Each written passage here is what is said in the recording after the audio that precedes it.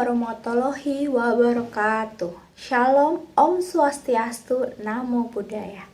Pada kesempatan kali ini, saya perwakilan kelompok 10 akan menyampaikan judul dari pembahasan kelompok kami, yaitu pandangan hukum HAM nasional dan internasional terhadap kasus HAM Wasior dan Wamena di Tanah Papua. Penyampaian materi akan disampaikan oleh Jihan, Kevin, Radedian, dan saya sendiri.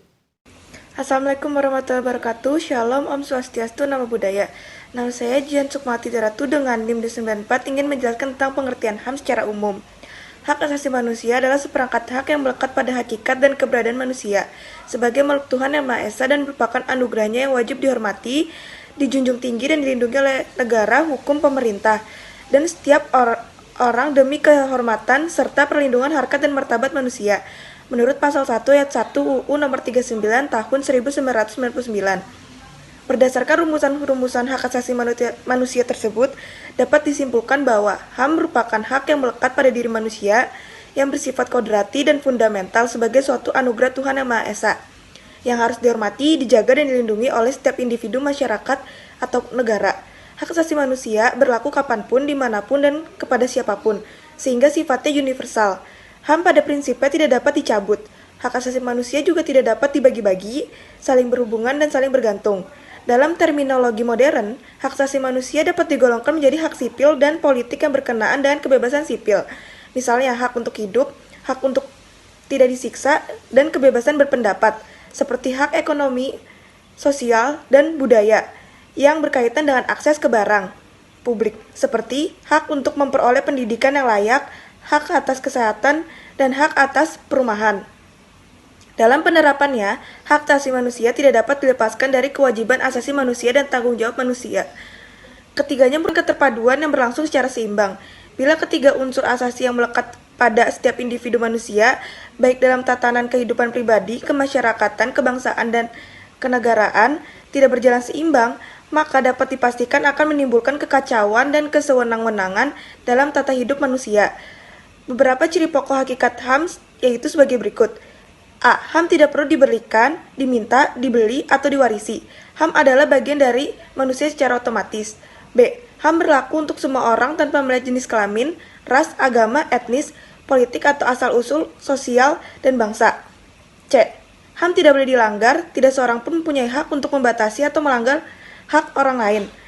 Orang tetap mempunyai HAM walaupun sebuah negara membuat hukum yang tidak melindungi atau melanggar HAM.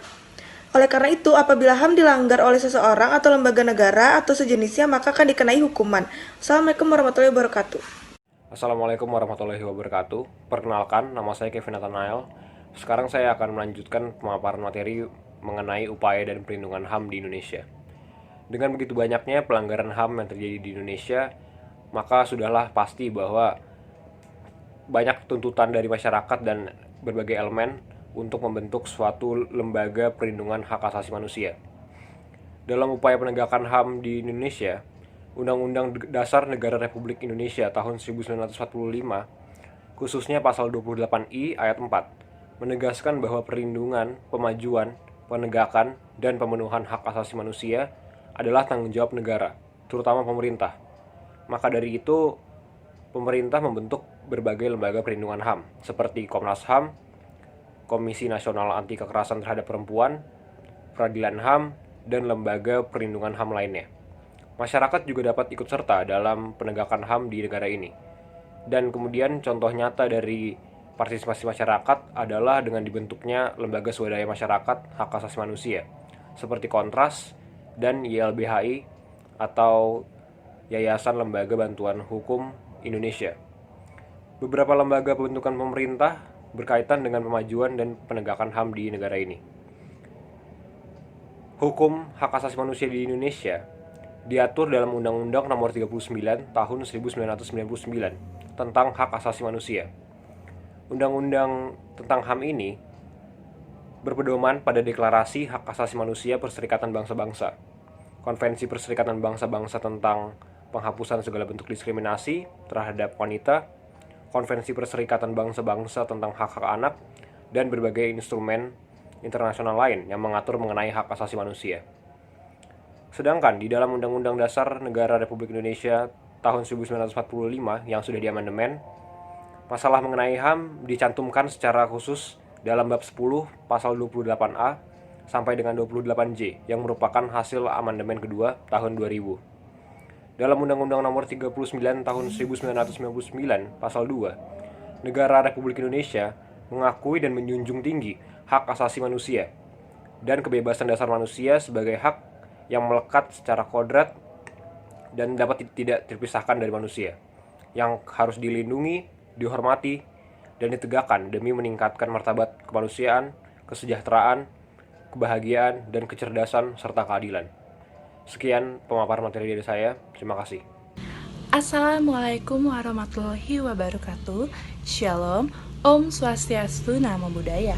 Saya, Radeda Margareta, akan melanjutkan presentasi berikutnya.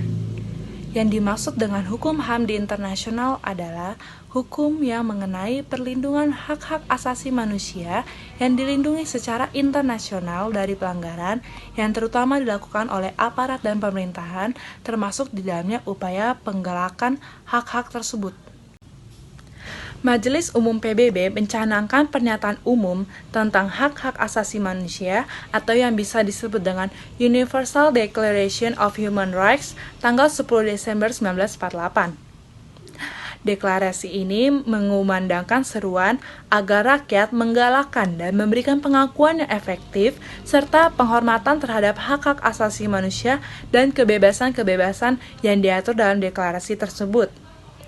Pasal 1 dan 2 menyatakan bahwa setiap manusia dilahirkan dengan martabat dan hak yang sama, dan berhak atas kebebasan pribadi dan hak-haknya tanpa memandang ras, agama, suku, jenis kelamin, asal-usul, dan lain-lainnya. Pasal 3-21 menempatkan hak-hak sipil dan politik yang menjadi hak untuk semua orang, seperti hak untuk hidup, hak untuk keamanan dan kebebasan pribadi, hak untuk bebas dari penghambaan dan perbudakan, dan lain-lainnya. Di Indonesia sendiri, meskipun pemerintah telah mengeluarkan peraturan perundang-undangan mengenai hak-hak asasi manusia, namun tetap saja pelanggaran HAM terjadi. Begitu banyak problematika HAM di negara kita ini. Salah satunya di tanah Papua, yaitu peristiwa Wasior berdarah pada tanggal 13 Juni 2001 di Desa Wonoboy, Wasior. Aparat keamanan diduga telah melakukan pembunuhan di luar proses hukum yang mengakibatkan 4 orang sipil meninggal dunia, 39 orang mengalami penyiksaan, 5 orang dihilangkan secara paksa, dan 1 orang mengalami pelecehan seksual. Hasil Pro Justisia Komnas HAM mengatakan bahwa peristiwa Wasior berdarah ini merupakan kasus pelanggaran HAM yang berat. Namun, negara terus saja mengingkari untuk bertanggung jawab atas peristiwa tersebut. Pemerintah terus melanggengkan impunitas ke tanah Papua yang berdampak pada berulangnya kekerasan dan pelanggaran HAM di sana. Korban dan keluarga korban bukan saja menjadi korban dari pelanggaran HAM berat, melainkan menjadi korban dari ketidakpastian keadilan dan korban diskriminasi hukum. Assalamualaikum warahmatullahi wabarakatuh. Shalom, Om Swastiastu, Namo Buddhaya. Perkenalkan, nama saya Rena Hani Laurencia dengan NIM 010001900519. Saya akan memaparkan materi selanjutnya, yaitu bagaimana pandangan hukum HAM nasional terhadap kasus Wasior. Menurut Undang-Undang Nomor 39 Tahun 1999, kasus tersebut telah melanggar hak asasi manusia, yaitu hak untuk hidup.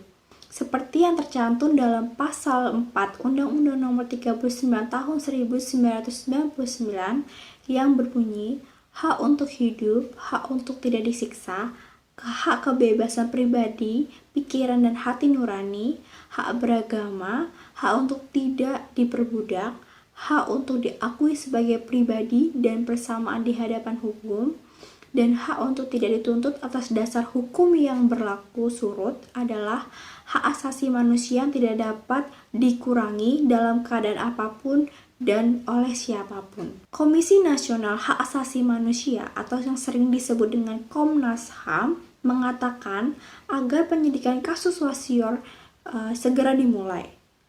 Salah satu komisionaris Komnas HAM mengatakan kasus yang terjadi pada 2001 itu paling memungkinkan untuk segera diproses oleh Kejaksaan Agung jika dibandingkan dengan 9 kasus pelanggaran HAM berat lainnya.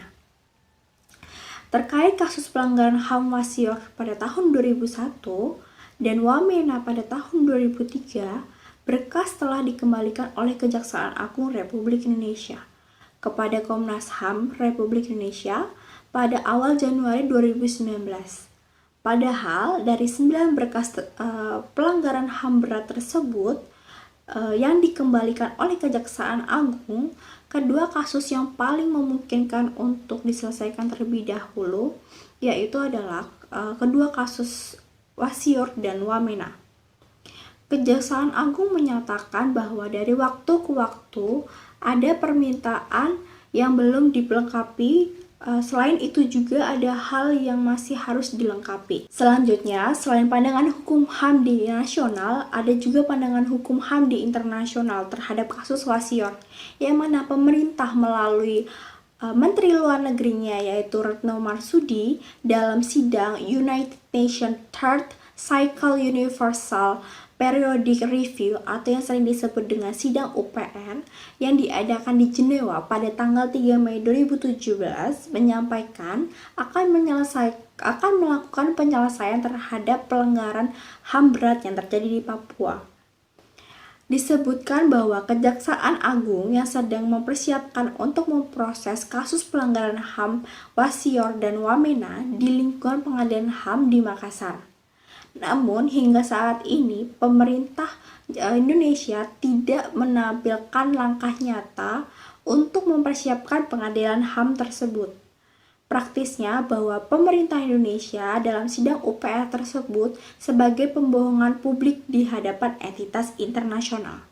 Akibat dari ketiadaan penegakan hukum terhadap berbagai kasus pelanggaran HAM yang terjadi di masa lalu tersebut memunculkan berbagai persoalan baru serta peristiwa-peristiwa pelanggaran HAM yang baru dan terus-menerus terjadi di Papua. Pendekatan pembangunan infrastruktur semata dan keamanan dengan mengesampingkan pemenuhan kewajiban yang dilakukan oleh pemerintah tidak menghadirkan keadilan serta rasa aman masyarakat Papua.